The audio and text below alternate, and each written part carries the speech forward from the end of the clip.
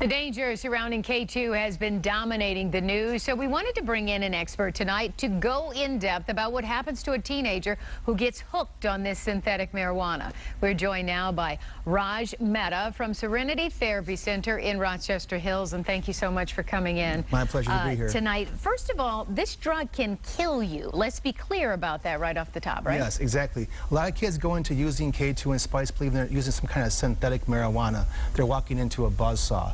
This drug causes seizures and psychotic behavior. Marijuana doesn't do that. And so we have people that are trying to avoid drug testing for probation, trying to avoid drug testing from mom and dad, and they're trying to be clever. And so they go in there using this K2 and spice thinking it's going to be similar to marijuana.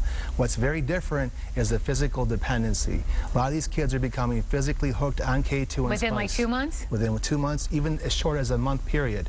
And before they know it, they cannot function without it. They have to use K2 and spice to get to school, to do their homework, to go to sleep. Then when they want to stop, they're crying their eyes out. They can't stop. So you say they think they're being slick, meaning if mom and dad is drug testing a kid at home, this will not show up. Exactly right. The standard drug test, the 5-panel, the 7-panel, the 12 panels, don't show up for K2 and spice. And so in the criminal community, the kids that are on felony probation, misdemeanor probation, they know that. And so that's where a lot of the momentum came from. The kids are trying to be clever in the beginning.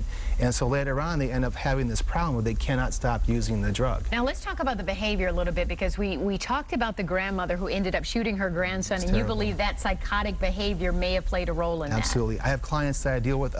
Families come to me with addiction, and they have kids that are smoking K2 and spice. But these kids have very aggressive behavior and psychotic behavior. They're getting physical with their parents. They're breaking things. They're punching holes in walls. They're pushing through the doors. They demand to have the drug. They're stealing money out of mom and dad's purse to get more of it.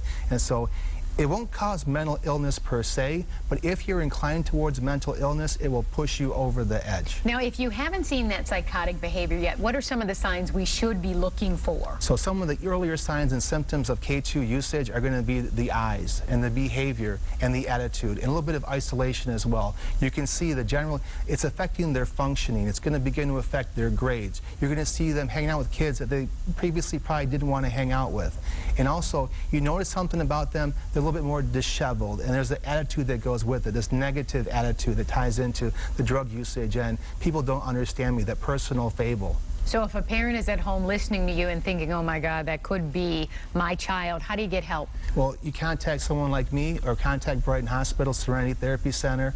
You have to get educated. Knowledge is power. And so the drug tests are available. We can test for K2 and spice. You can bring them to me. I do a lot of interventions for a lot of families. And one last point that's really important, the distribution centers that are putting this stuff out there, you know, why are they not in trouble? Yeah, because they get around the law. They have every packet of K2 and spice says not for human consumption with a wink and a smile. We all know these kids are smoking this stuff, and everybody really knows is poison. that. Absolutely. Okay, Raj Mehta, thank you so much for coming in and sharing your expertise tonight.